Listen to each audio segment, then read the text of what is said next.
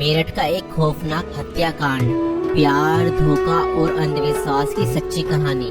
मेरठ उत्तर प्रदेश में 2025 में हुआ एक ऐसा हत्याकांड जिसने पूरे भारत को हिला कर रख दिया।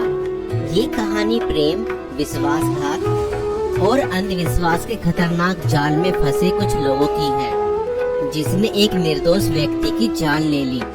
इस केस में प्रेमिका ने अपने प्रेमी के साथ मिलकर अपने पति को मौत के घाट उतार दिया और उसके शव को 15 टुकड़ों में काटकर एक ड्रम में भर दिया और उसके अंदर सीमेंट डाल दिया।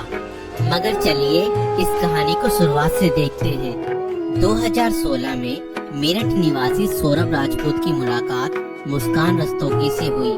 दोनों के बीच प्रेम हुआ और कुछ सालों बाद उन्होंने शादी कर ली। लेकिन यह शादी सौरभ के परिवार को पसंद नहीं आई, क्योंकि मुस्कान एक अलग जाति से थी। इसके बावजूद दोनों ने अपने रिश्ते को मजबूत बनाए रखा। सौरभ मर्चेंट नेवी में जॉब करते थे और लंदन में पोस्टेड थे। शादी के कुछ समय बाद सौरभ लंदन चले गए, जबकि मुस्कान अपनी बेटी के साथ मेरठ में रहने लगी। इस दौरान उनकी जिंदगी में एक तीसरा व्यक्ति साहिल शुक्ला आया, जो मुस्कान को पहले से ही जानता था। सौरभ के लंदन में रहने के कारण मुस्कान की नजदीकियां साहिल से बढ़ने लगी। साहिल, जो पहले से ही मुस्कान को पसंद करता था, अब खुलकर उसके साथ वक्त बिताने लगा।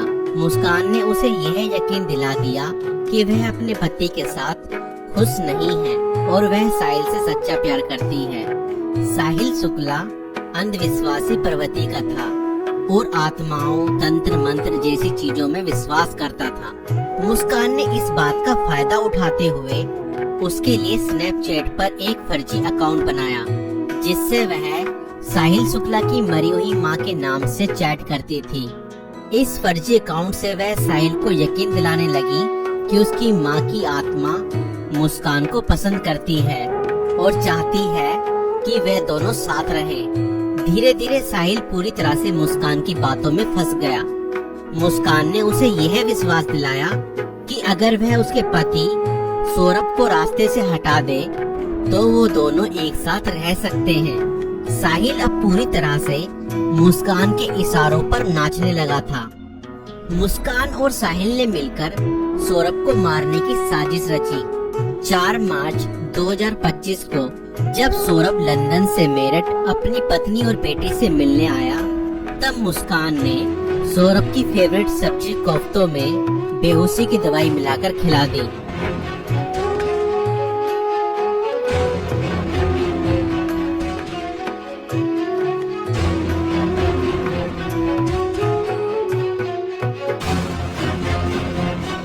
और जब सौरभ बेहोशी की हालत में बिस्तर पर पड़ा था, तब मुस्कान ने अपने दोस्त साहिल को बुला लिया और रसोई में जाकर वो बड़ा और धारदार चाकू ले आई, जो मुस्कान और साहिल ने पहले से ही प्लानिंग करके खरीदे हुए थे। और करीब 20 मिनट तक साहिल ने मुस्कान को बताया कि कैसे उसे अपने पति का वध करना है।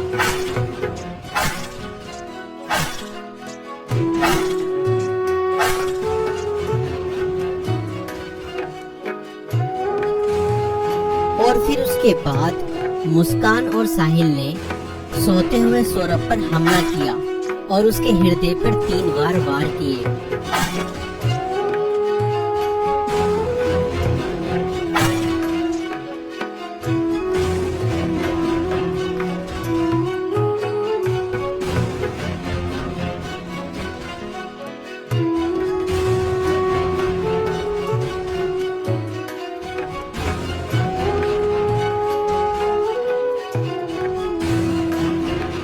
और घर में पड़े कूलर को भी ऑन कर दिया ताकि उसकी आवाज किसी को भी न सुनाई दे। जब उन्होंने सौरभ को खत्म कर दिया, उसके बाद वह उसकी बॉडी को बाथरूम में ले गए।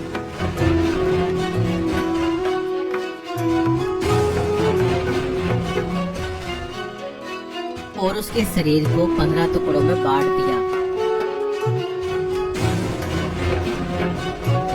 सौरभ को खत्म करने के बाद उन्हें इस बात की चिंता हुई कि अगर सब बरामद हो गया तो पुलिस उन तक जरूर पहुंच जाएगी। इसलिए उन्होंने सबको ठिकाने लगाने की योजना बनाई और मुस्कान बाजार जाकर एक प्लास्टिक का ड्रम खरीद लाई और मुस्कान और साहिल ने सौरभ के सबके टुकड़ों को उस प्लास्टिक ड्रम में डाल दिया और ऊपर से सीमेंट भी डाल दिया ताकि उसकी बॉडी की स्मेल बाहर न जाए।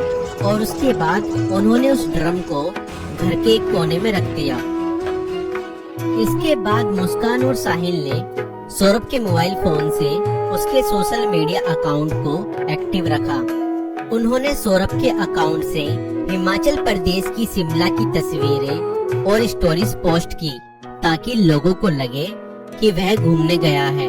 उन्होंने उसकी फैमिली और दोस्तों को यह यकीन दिलाने की कोशिश की कि सौरभ जिंदा है और बाहर यात्रा कर रहा है। इस दौरान मुस्कान और साहिल खुद भी शिमला घूमने चले गए ताकि अगर कोई लोकेशन ट्रैक करे तो किसी को शक न हो।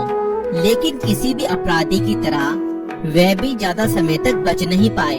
सौरभ के परिवार ने जब उससे संपर्क करने की कोशिश की और कोई जवाब नहीं मिला तो उन्हें शक हुआ। परिवार ने मेरठ पुलिस में गुमशुदा की रिपोर्ट दर्ज कराई।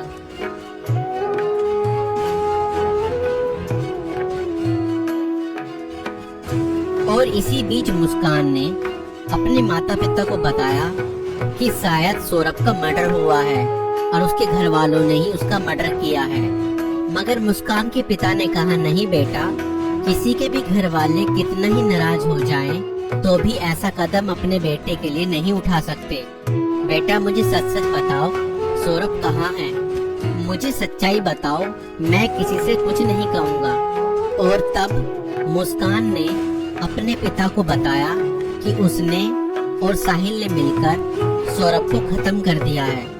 और इतना सुनते ही मुस्कान के पिता ने पुलिस को सारी खबर बता दी।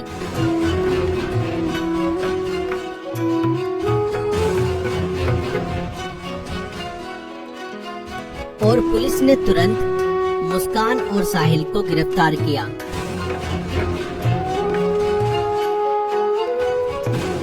और उस प्लास्टिक ड्रम को भी बरामद किया जिसमें सौरभ के शव के टुकड़े थे।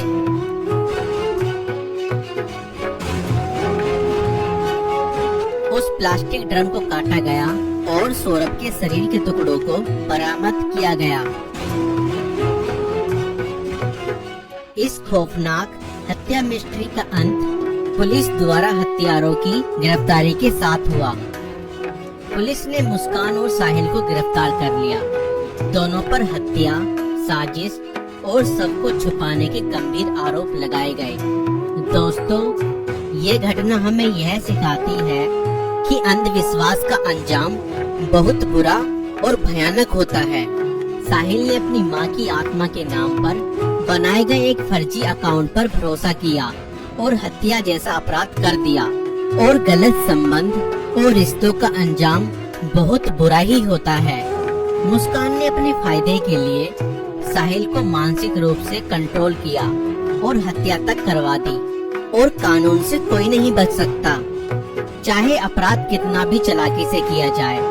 पुलिस की जांच और सबूतों के आधार पर अपराधी पकड़े ही जाते हैं। इसलिए रिश्ते सोच समझकर बनाएं और जीवन साथी चुनने से पहले सामने वाला मानसिक रूप से कैसा व्यक्ति है यह जानने की कोशिश करें। साथी चुनते समय सूरत पर नहीं, सीरत पर ध्यान दें। इस वीडियो को बनाने का उद्देश्य संसार में बढ़ रही बुराइयों से अवगत कराना है। दोस्तों, आपकी इस वीडियो को लेकर क्या राय है, हमें कमेंट्स में जरूर बताएं। और ऐसी और वीडियो देखने के लिए हमारे YouTube चैनल को सब्सक्राइब जरूर करें।